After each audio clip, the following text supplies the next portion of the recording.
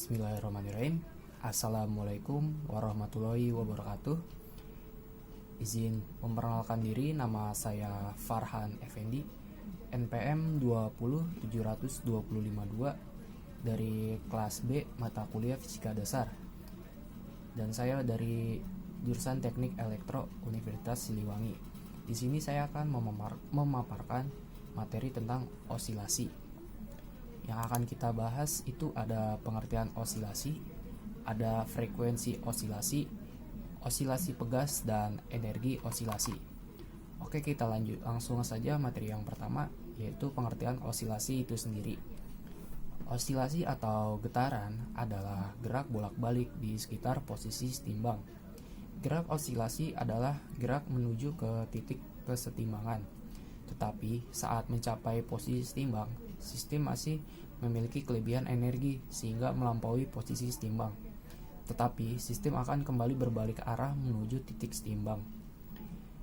Ada banyak peristiwa osilasi yang dapat kita amati dalam kehidupan kita sehari-hari. Contohnya itu seperti getaran daun atau cabang pohon yang ditiup oleh angin. Kemudian ada gerak dawai pada gitar, dan ada gerak pegas yang digantungi oleh beban. Oke, kita lanjut pembahasan selanjutnya, yaitu tentang frekuensi osilasi. Frekuensi osilasi adalah jumlah osilasi per satuan waktu. Waktu yang diperlukan untuk melakukan satu osilasi disebut dengan periode. Kemudian, apa saja syarat agar benda itu berosilasi?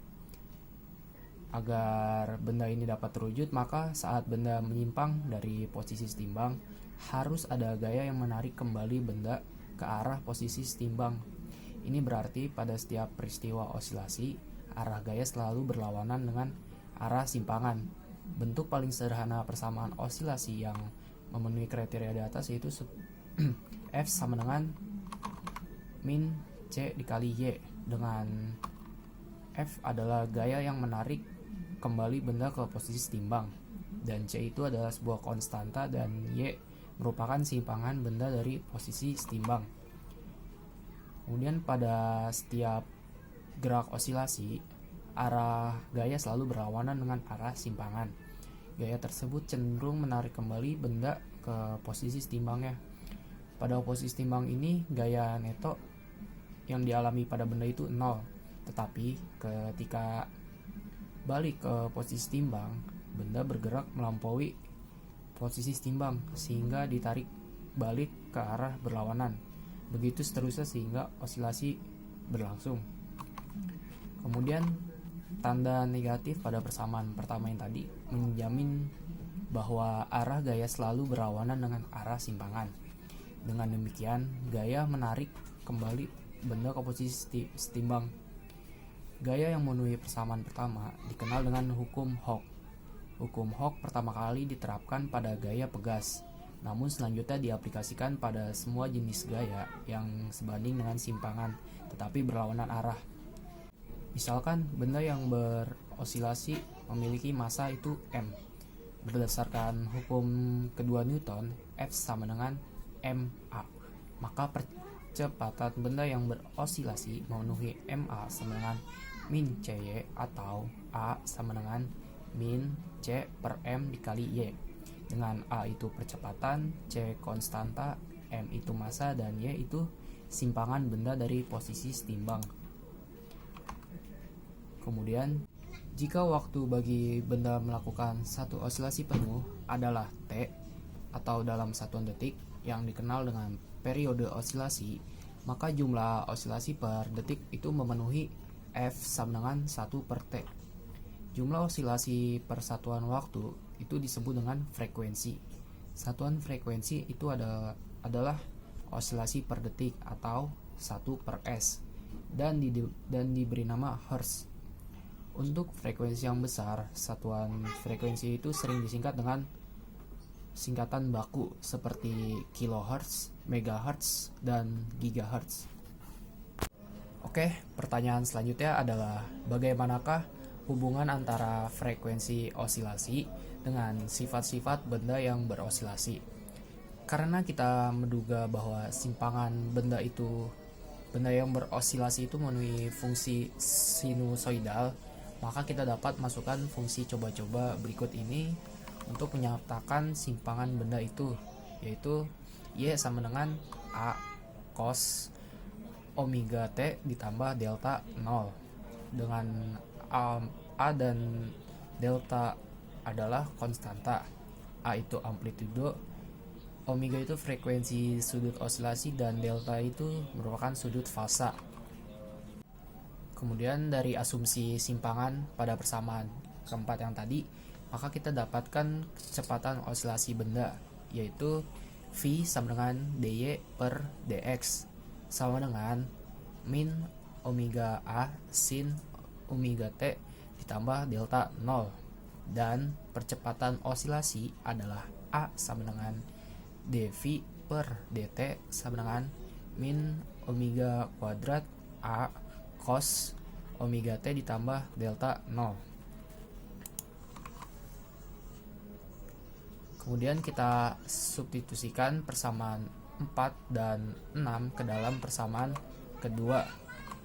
Kemudian diperoleh min omega kuadrat A cos omega T ditambah delta 0 sama dengan min C per M A cos omega T ditambah delta 0. Dengan demikian diperolehlah frekuensi sudut osilasi yang memenuhi persamaan omega sama dengan akar dari C per M. Kemudian mengingat omega itu 2pi per T sama dengan 2pi F, maka frekuensi osilasi memenuhi persamaan F sama dengan 1 per 2pi akar dari C per M. Secara umumnya, jika diperoleh hubungan A min alpha dikali Y dengan alpha adalah konstanta, maka frekuensi osilasi yang memenuhi adalah F sama dengan 1 per 2pi akar dari alpha. Kemudian ini ada contoh soal. Ketika melewati jalan berlubang, shock breaker sepeda motor bergetar 8 kali dalam 10 detik. Misalkan jarak antara posisi terendah dan tertinggi sadel sepeda motor adalah 1,5 cm. Tentukan A. periode osilasi pegas shock breaker, B. frekuensi osilasi pegas shock breaker, dan C. amplitudo simpangan pegas shock breaker. Kita langsung jawab yang A saja. Periode osilasi pegas shock breaker yaitu T sama dengan 10 dibagi 8 sama dengan 1,25 second. Kemudian frekuensi osilasi pegas shock breaker F sama dengan 1 per T sama dengan 1 per 1,25 sama dengan 0,8 Hz. Kemudian amplitudo simpangannya. Untuk menentukan amplitudo simpangan, kita bisa melihat gambar yang ini. Tampak gambar di atas bahwa jarak antara posisi terendah dan tertinggi sadel sama dengan 2 kali amplitudo simpangan. Jadi amplitudo simpangan adalah A sama dengan 1,5 dibagi 2 sama dengan 0,75 cm. Kita ubah ke meter jadi 0,0075 meter. Oke, kita lanjut pembahasan selanjutnya, yaitu ada osilasi pegas. Coba kita perhatikan pegas yang digantungi beban pada gambar yang ini. Masa beban itu adalah M, dan pegas itu dianggap tidak memiliki massa. Ketika beban ditarik sejauh Y yang tidak terlalu besar, maka pegas menarik benda tersebut dengan gaya F sama dengan min K dikali Y. Inilah ungkapan hukum Hooke yang awal dan K dikenal dengan konstanta pegas. Berdasarkan hukum kedua Newton, kita dapatkan min K dikali Y sama dengan M dikali A, atau A sama dengan min K per M dikali Y. Kemudian dengan mengacu ke persamaan ke-10 yang tadi, kita dapatkan frekuensi osilasi bandul matematis sederhana itu adalah F sama dengan 1 per 2pi akar dari K per M. Kemudian tampak dari persamaan tadi bahwa periode osilasi pegas itu bergantung pada konstanta pegas dan massa beban yang digantung pada pegasnya. Konstanta pegas yang besar menunjukkan bahwa pegas sulit ditekan atau direnggangkan. Pegas jenis ini menghasilkan frekuensi osilasi yang besar. Sebaliknya, semakin besar massa beban yang digantung pada pegas, maka osilasi pegas semakin kecil. Penyebabnya adalah makin besar massa, maka makin sulit diubah-ubah gerakannya atau makin sulit diosilasikan. Oke, ini ada contoh soal. Ada pegas dari sebuah neraca memiliki panjang 20 cm. Ketika digunakan untuk menimbang sayuran 100 gram, pegas mengalami pertambahan panjang 2 cm. Jika gantungan sayuran tersebut sedikit ditarik sehingga berosilasi, berapakah frekuensi osilasi yang terjadi? Oke, kita langsung jawab. Pertama, kita hitung dulu konstanta pegasnya.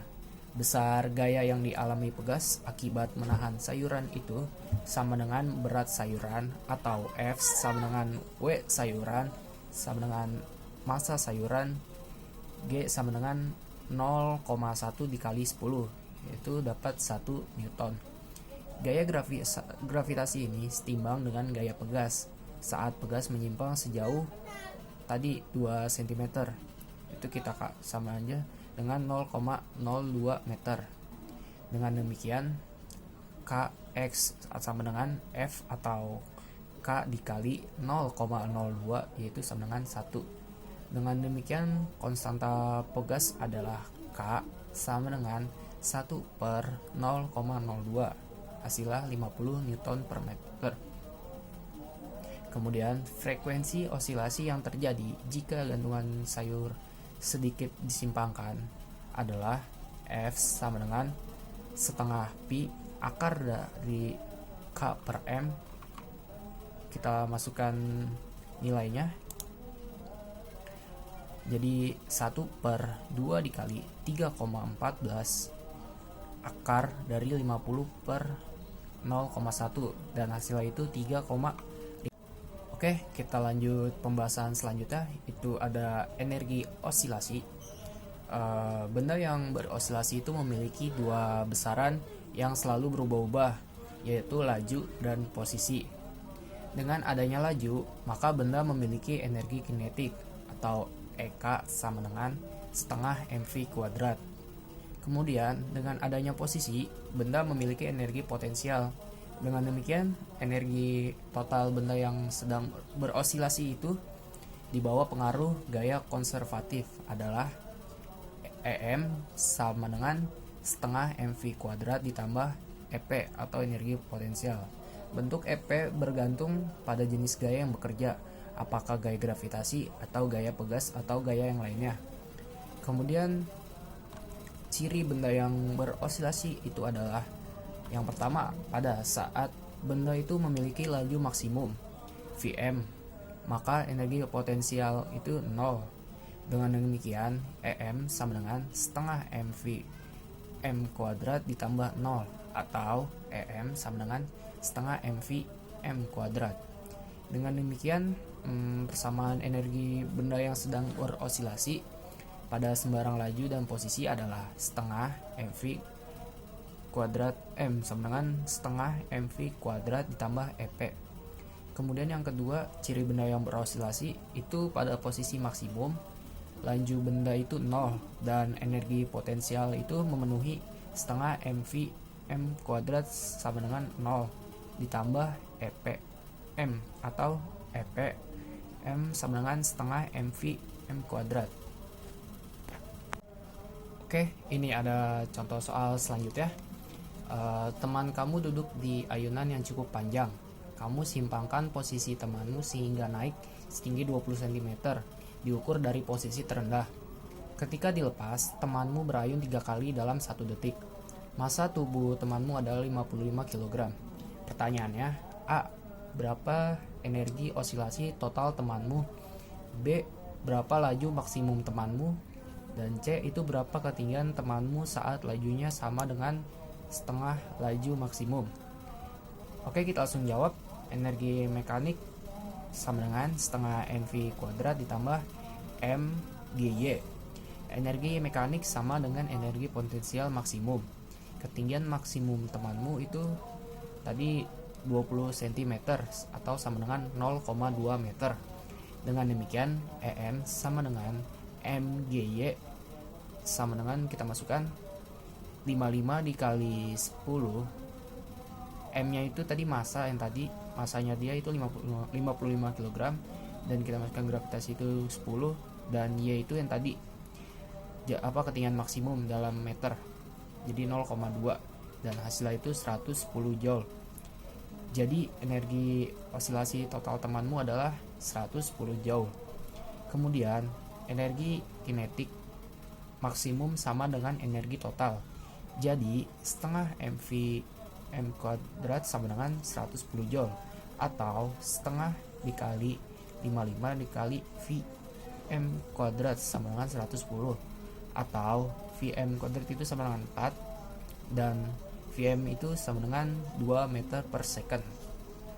Kemudian kembali ke persamaan umum yang tadi, 110 sama dengan setengah mv kuadrat ditambah mg dikali y. Saat laju menjadi setengah laju maksimum, maka V sama dengan Vm per 2 sama dengan Vm yang tadi, yang dari B ini itu 2, dan kita masukkan jadi 2 per 2 sama dengan 1 meter per second. Ketinggian benda memenuhi 110 sama dengan setengah kali 55 dikali 1 kuadrat ditambah 55 dikali 10 dikali Y, atau 2 sama dengan setengah ditambah 10Y.